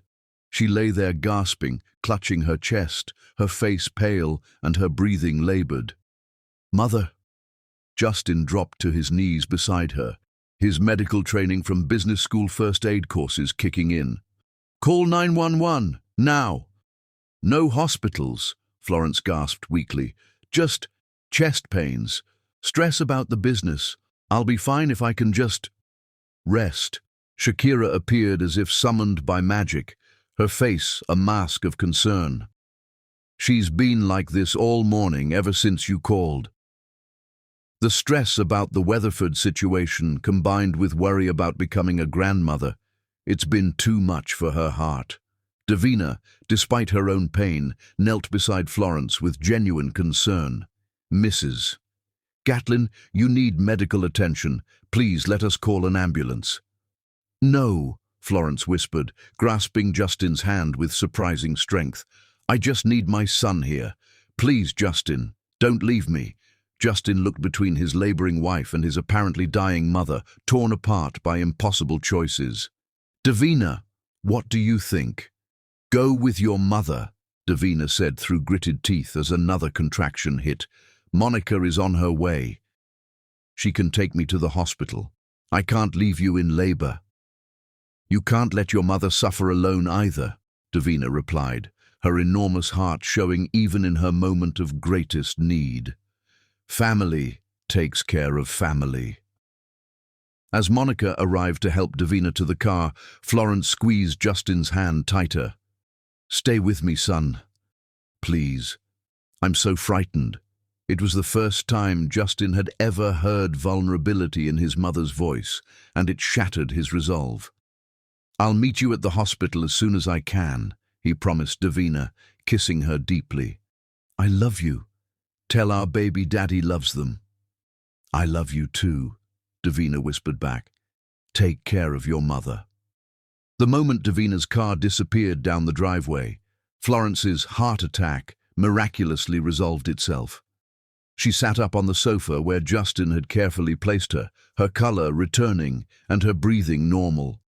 "Mother, you're feeling better?" Justin asked, relief flooding his voice. "Much better, darling." "Shakira, bring me those files from the safe." "What files?" Justin asked, confused by the sudden change in his mother's demeanor. Shakira returned with a manila envelope, her face grim with fake sorrow. "Justin, there's something you need to know about Davina. Something we discovered weeks ago but didn't know how to tell you." "What are you talking about?" Justin's voice carried a warning edge.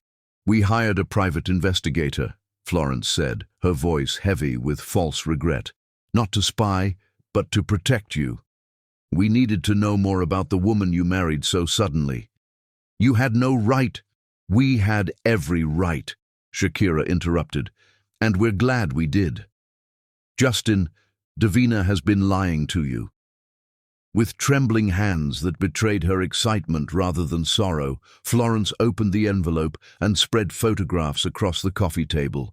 The images showed Davina in intimate conversation with a handsome man at various locations around the city, restaurants, parks, even what appeared to be a hotel lobby.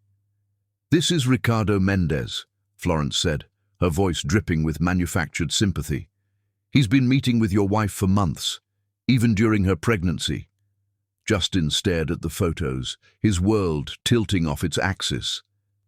"This can't be real. Davina would never." "There's more," Shakira said softly, producing a second set of documents. "DNA results. Preliminary testing shows that the baby Davina is carrying. It's not yours, Justin." The papers looked official, complete with medical letterhead and scientific terminology that Justin's shocked mind couldn't process. But the conclusion was clear. Probability of paternity, 0%. "No," Justin whispered, his voice breaking. "This is impossible. Davina loves me. She would never—" "We didn't want to believe it either," Florence said, moving to sit beside her devastated son. "But the evidence is overwhelming. She's been using you, Justin, your money, your name, your protection." Justin's phone buzzed with a text from Monica. "Labor progressing quickly." "Where are you?" Looking at his phone, at the photos scattered before him, at his family's concerned faces, Justin felt something die inside his chest. The woman he'd trusted with his entire heart, the woman carrying what he'd believed was his child, had been living a lie. With hands shaking with rage and heartbreak, Justin typed the message that would destroy everything. "Me or the baby? Choose." The response came back within minutes, Davina's words sent between contractions. "I choose our baby. Always our baby." To Justin's devastated mind, poisoned by his family's lies, this wasn't the response of a loving wife choosing their child's life during a difficult labor. This was confirmation of his worst fears, that she'd never truly loved him, that the baby wasn't his, that everything beautiful in his life had been an elaborate deception. "She chose," he said numbly, showing the text to Florence and Shakira. "Oh, darling," Florence said, her voice full of false sympathy. "I'm so sorry. But at least now you know the truth." Justin stood abruptly, his face a mask of cold fury. "I need air. I need to think." "Of course, son. Take all the time you need. Shakira and I will handle everything." As Justin walked out into the January night, his heart shattered beyond repair, Florence and Shakira exchanged triumphant glances. Their plan had worked perfectly. They'd isolated Justin during his wife's most vulnerable moment, fed him lies disguised as evidence, and manipulated his love into devastating betrayal. Meanwhile, 50 miles away at Mount Sinai Hospital, Davina gave birth to James Justin Gatlin completely alone, except for Monica's loving support. As the doctor placed her son in her arms at 11:47 p.m., a perfect baby boy with Justin's dark hair and strong jaw, Davina wept with joy and heartbreak. "He's beautiful," Monica whispered, tears in her eyes. "He looks exactly like Justin." "Where is Justin?" Davina asked through her exhaustion. "Why hasn't he come?" Monica showed her the devastating text message again, and Davina's heart broke anew. Her husband, the man who'd promised to love her forever, had abandoned her and their child during the most important moment of their lives. "I don't understand," Davina whispered, holding baby James close to her chest. "I thought he loved us." But as Florence's web of lies tightened around Justin's broken heart, the real tragedy was just beginning, because sometimes the cruelest betrayals come from those who claim to love us most. Chapter 9. The Broken Man's Choice. 6 months after destroying his marriage with a single text message in October, Justin Gatlin sat in his penthouse in April like a ghost haunting his own life, surrounded by everything that had once brought him joy and now only reminded him of his devastating loss. The man who had once filled his home with laughter and love was gone, replaced by a hollow shell who worked 18-hour days to avoid thinking and drank expensive whiskey to avoid feeling. Every surface that had once held Davina's photographs now stood empty. Every room that had echoed with her humming was now silent as a tomb. Thomas, the loyal servant who had worked for the Gatlin family for 23 years, watched his young master's decline with growing alarm. Justin barely ate, never smiled, and spoke only when business demanded it. The vibrant, passionate man who had fallen in love with a coffee shop barista had disappeared, leaving behind someone Thomas barely recognized. "Master Justin," Thomas said carefully one grey November morning, as he found Justin staring out the penthouse windows at Central Park, a glass of whiskey in his hand, despite the early hour. "Perhaps you should consider taking a vacation. Some time away might help." "Help with what?" Justin's voice was flat, emotionless. "Help me forget that the woman I loved more than life itself was using me. Help me forget that I was stupid enough to believe in fairy tales." Thomas had served the Gatlin family long enough to recognize the signs of Florence's manipulation, but he'd never seen her work so thoroughly or devastatingly. "Sir, if I may say—" "You may not," Justin cut him off coldly. "Just bring my coffee and leave me alone." It was during this dark period that Florence began her campaign to reshape Justin's future according to her own design.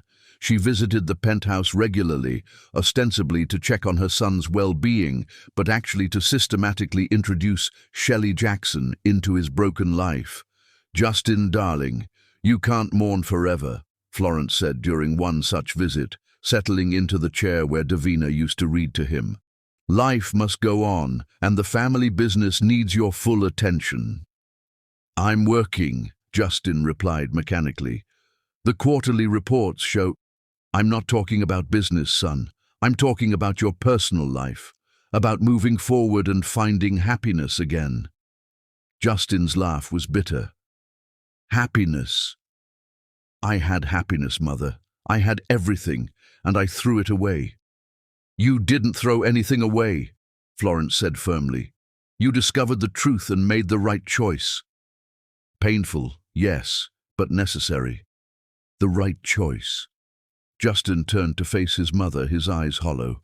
"The right choice would have been to believe in my wife instead of listening to lies." Florence's expression sharpened dangerously. "Those weren't lies, Justin. The evidence was clear.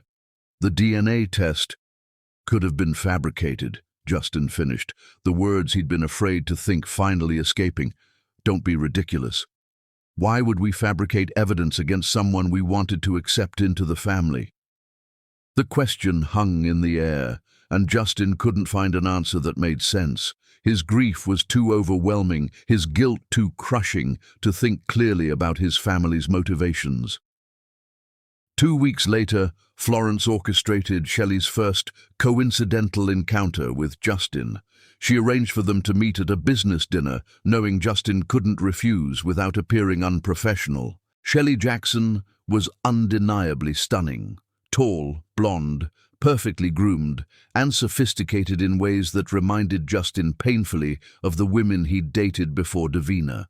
She spoke knowledgeably about market trends, shared connections with his business associates, and moved through the elite social gathering like she'd been born to it. "Justin Gatlin," she said, extending a manicured hand when Florence introduced them. "I've heard so much about you. I'm sorry about your recent difficulties." "Thank you," Justin replied automatically, his social training overriding his emotional numbness. "Perhaps we could have lunch sometime. I'm working on a charity initiative that could benefit from your expertise." Justin found himself agreeing, though he felt nothing, No attraction, no interest, no spark of any kind. Shelley was everything his family had always wanted for him, and everything that left him completely cold. Their first lunch led to a second, then a third. Shelley was pleasant company, intelligent, well-mannered, appropriate in every way. She never demanded emotional investment, never pushed for intimacy, never challenged him to be more than he was. After the intensity of his relationship with Davina, Shelley's emotional distance was almost a relief. "She's perfect for you," Florence observed during one of her visits, watching through the penthouse windows as Justin and Shelley walked through Central Park together. Stable, suitable, from good family, everything a Gatlin wife should be. "I'm not looking for a wife," Justin replied flatly. "Perhaps not now, but time heals all wounds." "Shelley is patient. She understands what you're going through." What Justin didn't know was that Shelley understood nothing except the size of his bank account and the prestige of his name. She'd been carefully selected and coached by Florence, prepared to be the perfect replacement for the inconvenient love that had temporarily derailed Justin's proper life trajectory. Meanwhile, Thomas had begun to notice disturbing inconsistencies in the story he'd been told about Davina's betrayal. Working in the background of the Gatlin household, he'd overheard whispered conversations between Florence and Shakira that made his blood run cold. Late one evening, while cleaning Justin's study, Thomas discovered a receipt that had fallen behind the desk, payment to a photo editing service for advanced image manipulation. The date was just 2 days before Davina went into labor. "Photo manipulation," Thomas murmured to himself, his heart sinking as pieces of a horrible puzzle began falling into place. Over the following weeks, Thomas carefully gathered evidence while maintaining his dutiful servant facade. He found records of payments to a man matching the description of Ricardo Mendez, not for an affair, but for graphic design work on fake medical documents. He discovered email correspondence between Florence and a private investigator discussing creating convincing evidence. The truth hit Thomas like a physical blow. His master's family had orchestrated the complete destruction of Justin's marriage through elaborate deception. They'd manipulated photos, falsified DNA results, and timed their revelation to coincide with Davina's labor for maximum emotional devastation. But Thomas was a careful man who'd survived decades in service by choosing his moments wisely. He needed more evidence before he could approach Justin with accusations against his own family. Christmas arrived like a funeral. Justin went through the motions of holiday celebrations with Shelley and his family, but Thomas could see the emptiness in his master's eyes. During Christmas dinner, as Shelley laughed at Shakira's jokes and complimented Florence's decorating, Thomas watched Justin stare at his untouched plate and knew that his master was thinking about another Christmas, one that should have been spent with Davina and their baby. "A toast," Florence announced, raising her champagne glass. "To new beginnings and moving forward from past mistakes. To the future," Shelley added sweetly, her hand finding Justin's on the table. Justin raised his glass mechanically, but Thomas saw no hope in his eyes, only resignation to a life without the love that had once made him truly alive. That night, as Thomas cleaned up after the dismal celebration, he made a decision that would change everything. He couldn't watch his master destroy himself over lies any longer. The time had come to reveal the truth, no matter what consequences it might bring. "Master Justin," Thomas said quietly, as Justin sat alone in his study, staring at a family photo that no longer included the faces that mattered most to him. "What is it, Thomas?" "There's something you need to know about your wife, sir. About what really happened the day your son was born." Justin's head snapped up, his eyes suddenly sharp with dangerous attention. "What did you say?" "Your wife, sir, Mrs. Davina, she never betrayed you." But would Justin believe the truth after 6 months of living with lies? And could Thomas prove the deception before it was too late to save the love that Florence had so cruelly destroyed? Chapter 10. The Truth Revealed. The moment Thomas spoke those 7 words, "She never betrayed you," Justin's carefully constructed world of pain and lies began to crumble like a house of cards in a hurricane, and for the first time in 6 months, his dead heart stirred with something that felt dangerously close to hope. "What did you just say?" Justin's voice was barely a whisper, but it carried the weight of 6 months of agony and self-destruction. He sat slumped in his leather chair, a half-empty bottle of whiskey on the desk beside him, looking like a man who had forgotten what sleep felt like. Thomas stepped closer, his weathered hands shaking as he pulled a thick manila folder from beneath his jacket. In 23 years of serving the Gatlin family, he had never felt his heart pound with such nervous determination. "Master Justin, I've been watching, listening, gathering evidence for months. Your family lied to you. Everything they showed you about Mrs. Davina was fabricated." "Get out," Justin said automatically, his defense mechanisms kicking in even as his pulse quickened. "Get out before I fire you and have you arrested for slander." "I've served your family for 23 years, Thomas replied steadily, his voice gaining strength with each word. "I've kept their secrets, cleaned up their messes, stayed silent about manipulation and cruelty that would shock even you, but I cannot watch them destroy an innocent woman and her child. I cannot watch you destroy yourself over lies anymore." Justin's hands trembled as he stared at the folder, torn between hope and terror. 6 months of believing his wife had betrayed him. 6 months of living with the agony of thinking the child he'd longed for wasn't his. What if it was all false? But what if Thomas was lying? What if this was another layer of deception designed to torture him further? "If you're lying to me," Justin's voice cracked with emotion, "if this is some sick game, I'm not lying, sir. Look at the evidence yourself. See what they did to you, to Mrs. Davina, to your son." Thomas opened the folder with reverent care, revealing the fruits of months of careful, dangerous investigation. The first document was a receipt from Advanced Photo Imaging, dated January 10th, 2 days before Davina's labor. Payment for extensive digital manipulation of multiple candid photographs. Justin's breath caught in his throat as he read the itemized services. Subject insertion into existing images, facial feature enhancement for believability, background adjustment, shadow correction. His hands began to shake violently. "This is proof that the photos of Mrs. Davina with that man were completely fabricated," Thomas finished gently. "But there's much more, sir." The next document made Justin's blood freeze. Bank records showed payments totaling $50,000 to Ricardo Mendez, not for an affair, but for graphic design consultation and document creation services. Phone records proved he'd never met Davina, never even spoken to her. He was a freelance graphic designer who'd been paid to create false medical documents.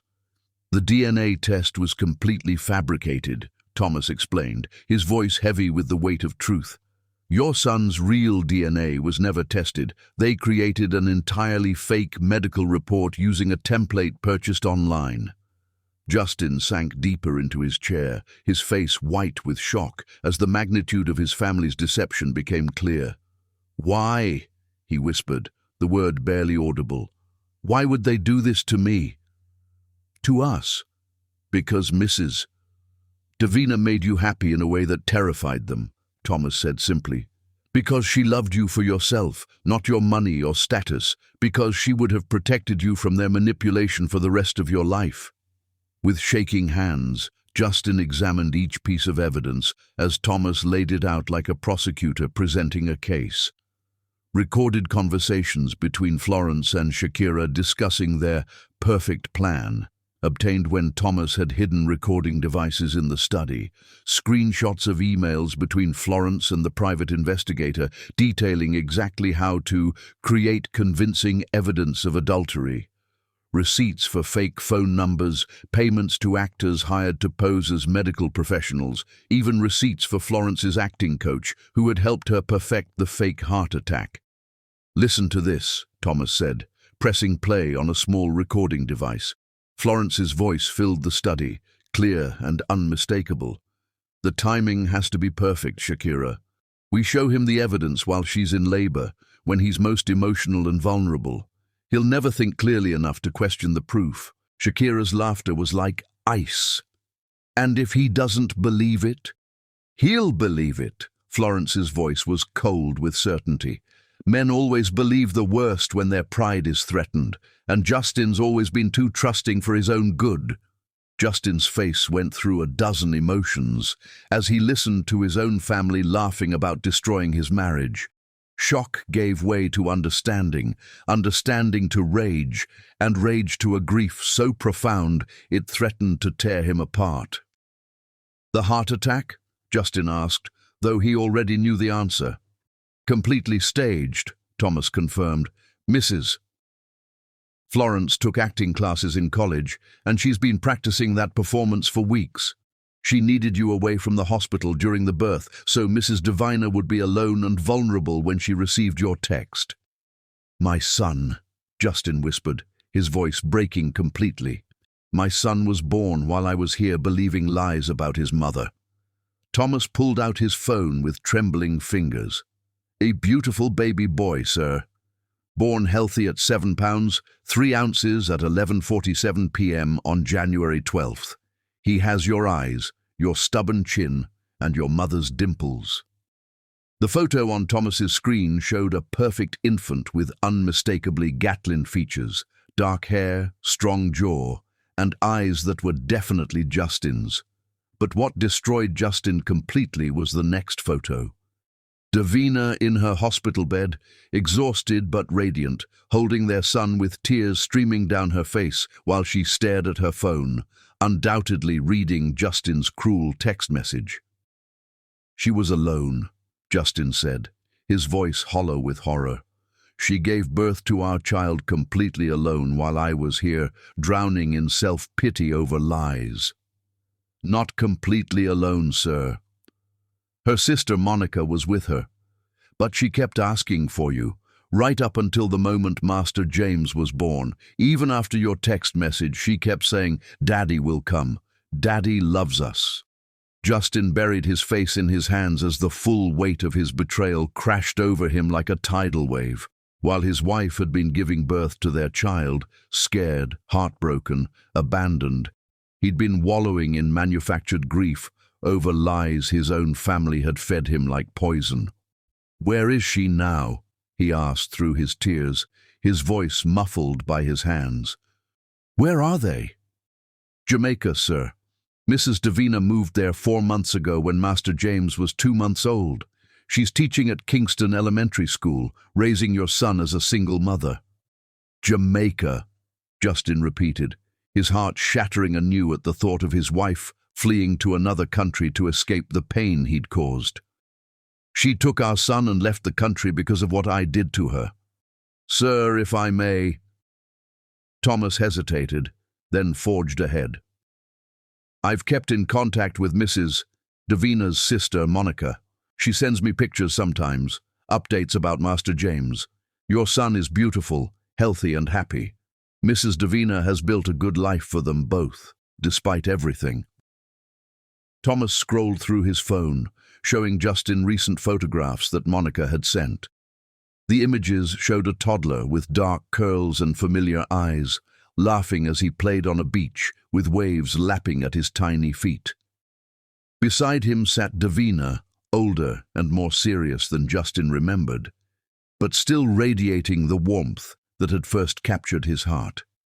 She wore a simple sundress and was building sandcastles with their son, her face peaceful despite the sadness that lingered in her eyes. "James," Justin breathed, touching the screen with reverent fingers, tracing his son's face. "His name is James." "James Justin Gatlin," Thomas confirmed, his voice gentle. "She gave him your full name, sir. Even after everything, even after your text message, she gave him your name." Justin stared at the photo of his son, and felt something reawaken in his chest that had been dead for months. Love, regret, desperate hope, and overwhelming shame warred in his heart as he realized what he'd lost through his family's manipulation and his own devastating failure to trust. "Look at him," Justin whispered, tears streaming down his face as he studied every detail of his child's features. "He has my nose. And Davina's smile. God, Thomas, what have I done?" "You were deceived by people who should have protected your happiness," Thomas said firmly. "This isn't your fault, sir. This is theirs." "No," Justin said, standing abruptly with more purpose than he'd shown in months. "I chose to believe the worst about my wife instead of trusting the love we shared. I chose to send that text message. I chose to abandon them when they needed me most." "What will you do now, sir?" Justin was already moving toward his bedroom, his mind clearing for the first time in half a year. "I have to go to them. I have to tell Davina the truth, show her this evidence, apologize for destroying our family with my weakness." "Sir," Thomas said carefully, following him, "Mrs. Davina has built a new life. She may not welcome your return. The pain you caused, it changed her." "I don't care if she never forgives me," Justin replied, his voice stronger than it had been in months as he pulled out his suitcase and began throwing clothes into it with frantic energy.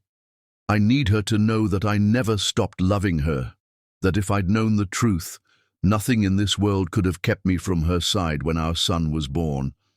"What about Miss Shelley?" Thomas asked quietly. Justin stopped packing and looked confused for a moment, as if he'd completely forgotten Shelley existed. Shelley? There was never anything real with Shelley. She was just a placeholder, a way to avoid dealing with what I'd lost, a way to pretend I could love someone else when my heart belonged completely to Davina. "And your mother? Your sister?" Justin's face hardened with an anger Thomas had never seen before, cold and deadly and absolutely furious. "My mother and sister destroyed my family with elaborate lies. They cost me the only woman I've ever truly loved and 6 months with my son. They made me into a man who abandons his wife during childbirth. I'll deal with them when I get back." "If you get back, sir." "What do you mean?" Thomas's expression was grave, weighted with knowledge of just how deeply Justin's betrayal had wounded Davina. "Mrs. Davina loved you more than her own life, sir. But love betrayed can turn to something else entirely. She may not want to see you. She may not trust you ever again. And she may not want Master James to know a father who abandoned him at birth." Justin absorbed this possibility like a physical blow, but his resolve didn't waver. His hands continued packing with desperate efficiency. "Then I'll spend the rest of my life proving I'm worthy of a second chance. I'll camp outside her door, write letters every day, do whatever it takes to show her that my love was real, even if my trust was shattered by lies. Sir, she may have moved on. She may have found someone else who won't abandon her." The thought hit Justin like a knife to the chest, but he forced himself to consider it. "Then I'll be happy for her happiness, even if it destroys me. But she needs to know the truth, Thomas. She needs to know that I didn't choose to believe she was unfaithful. I was manipulated into it by the people I trusted most." Within 2 hours, Justin was in his private jet, flying through the night toward Jamaica with nothing but Thomas's evidence folder and a heart full of desperate hope. But as the plane lifted off from New York, the full weight of what he was about to face began to settle over him like a crushing burden. He pulled out his phone and stared at the photos Thomas had shown him of his son. James Justin Gatlin, 6 months old, with his father's eyes and his mother's radiant smile. 6 months of life that Justin had missed because he'd chosen to believe lies over love. What kind of man abandons his wife during childbirth? He asked himself aloud in the empty cabin, his voice echoing off the leather seats. What kind of father misses his child's first 6 months because he was too weak to trust? The flight to Jamaica would take 4 hours. 4 hours for Justin to plan what he would say to the woman whose heart he'd shattered with a single text message. How do you apologize for believing your family over your wife? How do you explain 6 months of silence to a woman who'd given birth alone? He opened Thomas's folder again, studying every piece of evidence that proved his family's elaborate deception. The recorded conversations were the most damaging. Hearing his mother and sister laugh about manipulating him into destroying his own happiness filled him with a rage so pure it threatened to consume him. But beneath the rage was something even more powerful: love. Love for Davina that had never died, despite 6 months of trying to bury it. Love for the son he'd never met, but already adored beyond reason. Love that was strong enough to cross oceans and beg forgiveness for the unforgivable. As the plane flew through the dark Caribbean night, Justin made plans that went far beyond a simple reunion. He would stay in Jamaica as long as it took. He would prove to Davina that his love was real, that his betrayal had been manipulation, not choice. He would earn the right to be James's father, even if it took years. "I'm coming home," he whispered to the photos of his family. "Daddy's finally coming home." But Thomas's warning echoed in his mind. Some wounds cut so deep that even the truth might not be enough to heal them. What if Davina had learned to live without him? What if she'd found someone else to love? What if she refused to let him near their son? The plane began its descent toward Kingston as dawn broke over the Caribbean, painting the sky in shades of hope and redemption. Justin clutched the evidence folder and prepared to fight for his family's forgiveness. Back in New York, Florence discovered her son's disappearance and flew into a rage that terrified even Shakira. "Find them!" she screamed into her phone. "Find them and stop this reunion before it destroys everything we've worked for." But it was too late. Justin Gatlin was already on Jamaican soil, breathing the same air as his wife and child for the first time in 6 months, and nothing his family could do would stop him from fighting for the love he'd so foolishly thrown away. As Justin's taxi wound through the colorful streets of Kingston toward the address Thomas had given him, his hands shook with anticipation and terror, because in a few short hours he would come face to face with the woman he'd betrayed and the son he'd abandoned, and discover whether love could truly conquer the deepest wounds of the heart.